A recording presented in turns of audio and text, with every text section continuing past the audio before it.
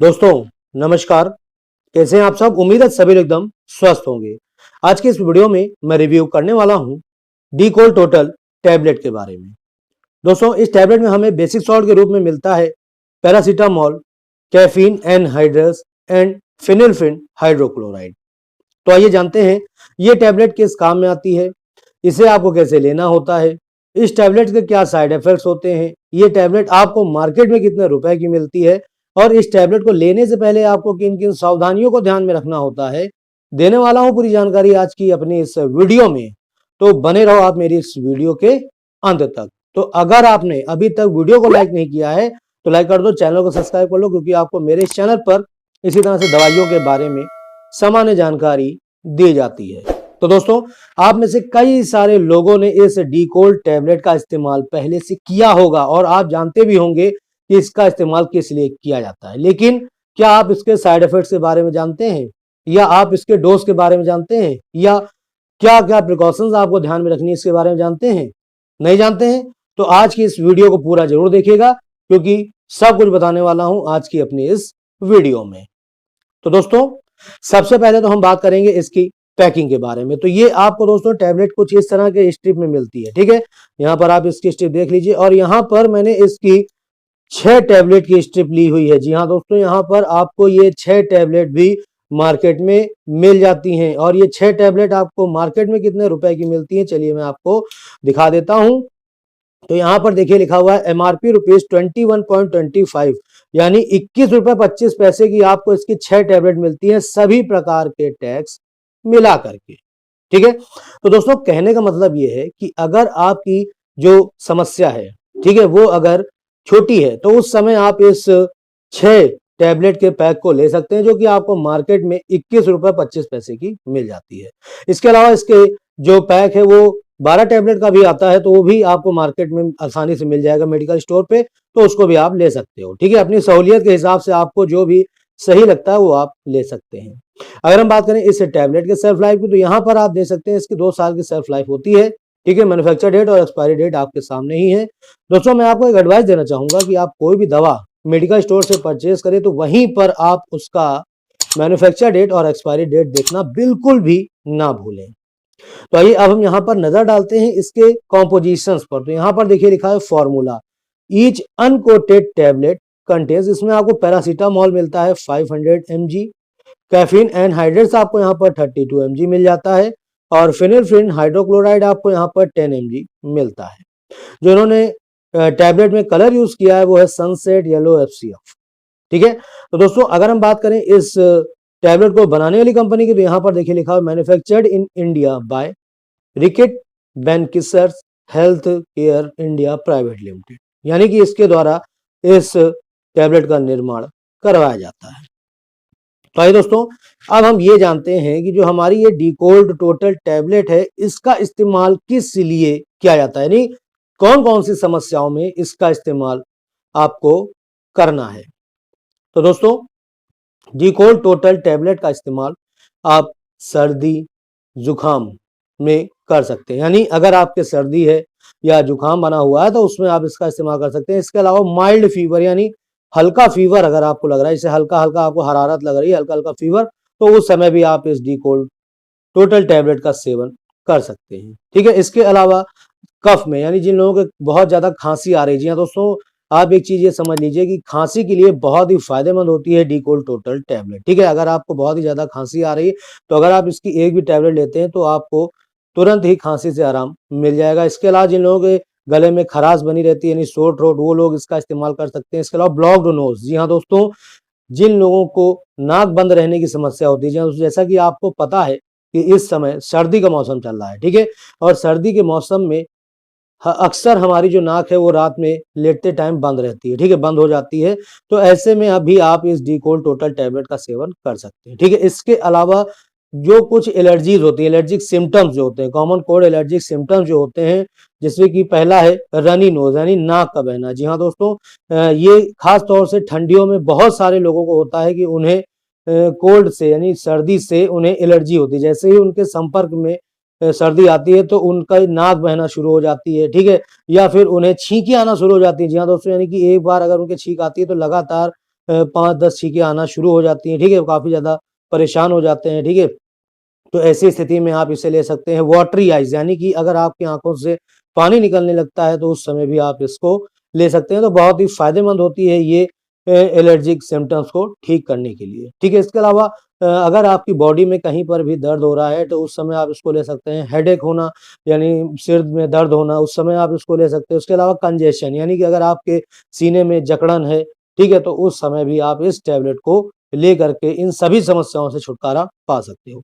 तो दोस्तों कहने का मतलब ये है कि अगर आपके इनमें से किसी भी तरह की समस्या बनी हुई है तो उस समय आप इसको ले सकते हो। मैं आपको एक एडवाइस दूँगा कि अगर आपके खाँसी बहुत ज़्यादा आ रही है, कफ बन रहा है बहुत ज़्यादा, तो उस समय आप डिकोल्ड टोटल का अगर सेवन करते हो, तो ये आपके लिए बहुत ही ज़्यादा फ़ायदेमंद होगी। ठीक है? तो आइए अब हम फटाफट से इसके साइड इफ़ेक्ट्स के बारे में भी जान लेते हैं। तो दोस्तों इससे कुछ आपको साइड इफ़ेक्ट्स होते हैं। ज़रूरी नहीं है कि ये हर किसी को प्रभावित करें, लेकिन कुछ-कुछ में अगर ये साइड इफ़ेक्ट के सिम्पटम देखने को मिलते हैं, ठीक है? तो उस समय आपको इस टैबलेट को लेना बंद कर देना है, ठीक है? तो यहाँ पर पहला है नौज़िया यानी मितली होना, वॉमिटिंग यानी उल्टी आना, हेडेक यानी सिर दर्द का होना, डिज़ीनेस चक्कर आना, नर्वसनेस होना, डायरिया यानी दस्त लगना, ड्राइनेस इन माउथ यानी कि मुँह का सूखना, ठीक है? फैटिग्यू यानी थकावट ऐसा महसूस होना और ब्लड विज़न, ठीक है? तो ये सभी जो हैं ये इसके साइड इफ़ेक्ट के सिम्पटम्स हैं। अगर इनमें एक भी साइड इफ़ेक्ट का सिम्पटम्स आपको अपने आप में देखने को मिल रहा है, तो उस समय आपको इस टैबलेट को लेना बंद कर देना है और अपने डॉक्टर से संपर्क करना है, ठीक है? दोस्तों जैसा कि मैंने आपको बताया ज़रूरी नहीं है कि ये हर किसी को ही प्रभावित करे, हो सकता है आप अगर ओवरडोज़ कर जाएँ या काफ़ी लंबे समय तक के आप इसको लेते चलें, तो हो सकता है आपको इनमें से एक कुछ साइड इफ़ेक्ट के सिम्पटम देखने को मिले, तो आपको ऐसा करना है, ठीक है? तो आइए अब हम फटाफट से इसके डोज़ के बारे में भी जान लेते हैं। तो इन्होंने यहाँ पर दे रखा है dose, take 1 tablet every 4 to 6 hour यानी आपको इसकी 1 टैबलेट लेनी है, ठीक है? 4 से 6 घंटे के अंतराल में। यानी अगर आपने इसकी 1 टैबलेट ले ली है, तो दूसरी टैबलेट आपको इसकी 6 घंटे के बाद ही लेनी है, ठीक है? इसके अलावा दोस्तों मैं आपको बता दूँ कि खाना खाने के आधे घंटे बाद आपको इसकी 1 टैबलेट लेनी होती है, ठीक है? इसके अलावा इन्होंने यहाँ पर ये भी दे रखा है, do not exceed 4 tablet in any 24 our period यानी कि आपको इसकी 24 घंटे में, ठीक है? 4 टैबलेट से ज़्यादा नहीं लेनी है, ठीक है? इसके अलावा इन्होंने यहाँ पर दे रखा है not for children under 12 year यानी 12 साल से कम उम्र के बच्चों को आपको इस टैबलेट को नहीं देना है। यानी कहने का मतलब ये है कि अगर आपके घर में कोई बच्चा है जो 12 साल से कम उम्र का है, ठीक है? तो उसे आपको इस टैबलेट को नहीं देना है। इवन अगर आपका बच्चा 12 साल का भी है, तो भी आपको इसे नहीं देना है। यानी 12 साल से ऊपर के जितने भी हैं बच्चे, उनको आप दे सकती हैं, लेकिन 12 साल से कम उम्र के बच्चे को इस टैबलेट को बिल्कुल भी नहीं देना है, ठीक है? तो दोस्तों अब यहाँ पे इन्होंने कुछ वार्निंग दे रखी है, उसके बारे में भी हम जान लेते हैं। तो यहाँ पर इन्होंने जो वार्निंग बताई है दोस्तों, यहाँ पर ये देखिए यहाँ पर लिखा है वार्निंग एंड प्रिकॉशन। यहाँ पर इन्होंने दिया है do not use with other paracetamol products यानी आपको इससे किसी भी अदर पैरासीटामोल प्रोडक्ट के साथ इसका यूज आपको बिल्कुल भी नहीं करना है। और if suffering from severe heart disease यानी अगर आप किसी सीवियर यानी गंभीर बीमारी से जूझ रहे हैं तो उस समय भी आपको इसको इस्तेमाल नहीं करना है। जैसे हार्ट डिजीज यानी हृदय संबंधित कोई बीमारी हो, हाइपरटेंशन की समस्या हो, डायबिटीज हो या हाइपोथायरॉयडिज्म की समस्या, तो उस समय आपको इसे नहीं लेना है। Seek medical advice immediate in case of overdose, ठीक है? यानी कि अगर आप इसका ओवरडोज कर जाते हैं, किसी भी कारण से हो जाता है, तो उस समय आपको तुरंत ही अपने डॉक्टर से संपर्क करना है, ठीक है? तो इसके बाद दोस्तों यहाँ पर इन्होंने ये दे रखा है, इसको मैं आपको बता देता हूँ, बहुत ही छोटा-छोटा लिखा हुआ है तो मुझे ये दिखाई नहीं दे रहा है। तो यहाँ पर मैं आपको बता देता हूँ इन्होंने क्या बताया है। इन्होंने यहाँ पर दोस्तों ये बताया है कि अगर आपको इस दवा में मिलने वाले कॉम्पोजिशन से यानी पैरासिटामोल, कैफीन एनहाइड्रस या फिर फिनेल्फ्रिन से अगर आपको एलर्जी है या अगर कोई किसी भी तरह की अगर दिक्कत है, तो उस समय आपको इस डिकोल्ड टोटल का सेवन नहीं करना है, ठीक है? और अगर दोस्तों आपको इससे किसी भी तरह का एलर्जिक सिम्पटम्स दिखता है, एलर्जिक सिम्पटम्स लाइक जैसे फेस स्वेलिंग मतलब कि आपके चेहरे पर स्वेलिंग आना, माउथ में स्वेलिंग आ जाना यानी स्वेलिंग यानी सूज आना, ठीक है? इसके अलावा डिफिकल्टी इन ब्रीथिंग सांस लेने में दिक्कत होना, ठीक है? इचिंग यानी खुजली होना और ये है माउथ अल्सरेशन होना, ठीक है?